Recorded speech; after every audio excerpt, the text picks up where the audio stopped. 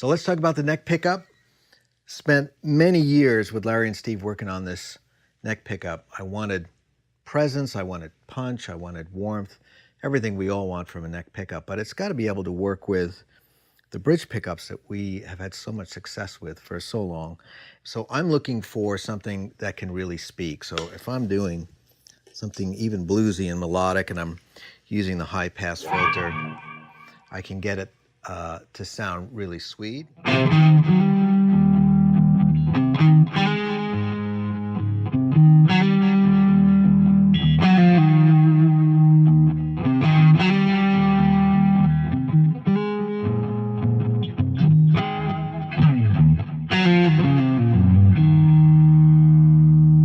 Something that can sound big and bold in the low frequencies, and then up top.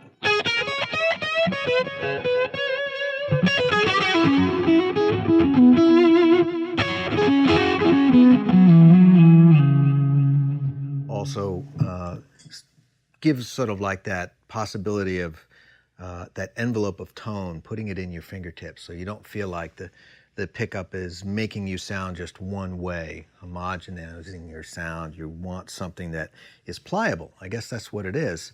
The Dimazio pickups have always been great at that, putting in the possibilities of tone shaping all the time. And so that's what I'm looking for. Whether it's really clean, like stuff like that, you know, and dry for funky stuff. The pickup straight up, full volume. It's got all the snap, and then when you back it down, it gets really soft, which is what you want. You want this sort of a variation of colors just coming from the pickup straight up. And then again, when you combine it with some gain, you want it to soar. I mean, that's the idea, right? And even if you start stepping through, let's say if we go clean, right? And then you go some distortion. And then you go full on distortion. So the idea is that the neck pickup's got to retain the articulation, but it's got to be big and heavy sounding when you want it, if you're driving a lot of low end out of your amp. But let's say if you're playing through a small vintage Fender Champ, you want it to speak. You want it to sound like an old guitar with a single coil pickup right up here. And this pickup does that. The new pickup does that. I'm very happy with it. You know, we had this sort of tenacity to just keep going to make a pickup that would be very surprising, would give you gifts of tonality here and there depending on where you picked and how hard you played and all that kind of stuff. And that became the Mojo, which I've been using extensively for a long time. Sounds great with the Satch track, so together they're a perfect pair, but it's not muffled or fuzzy sounding like a pickup that's got maybe a bit too much output. So for me, extremely important because I'm phrasing all the time. My melodies have got to really tell a story, so I'm looking for the bridge pickup to really translate and transmit all the little things. And this pickup sort of combines the both. It gives the power, gives a good amount of low end. I like the connection between the low end and the mid-range.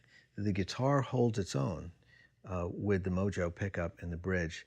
It's almost like it's got this personality that no one can quite dominate. That's what I really like about it. It's a great sounding pickup. I can show you some things about it too.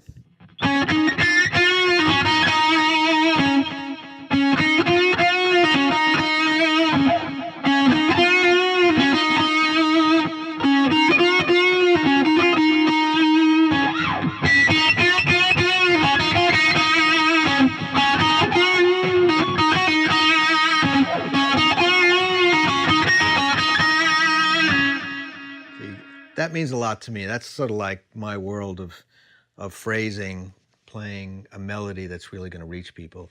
That's the Satch track, and that's the Mojo. Let me tell everybody about the new record. First of all, it's got a funny title, Shockwave Supernova. It is a title that really refers to an alter ego. I realized the album that I was putting together was really about that, the process of the things that this other character was feeling and going through, and the record explores the inner emotions of Shockwave Supernova. And finally, at the end of the record, it's sort of a rebirth.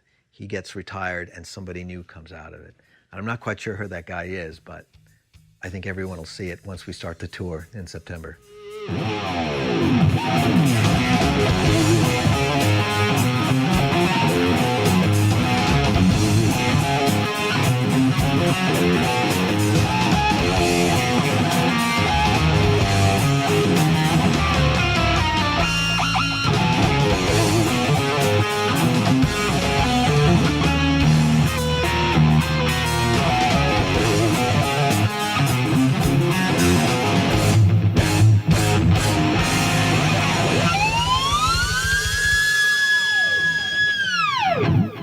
That's it.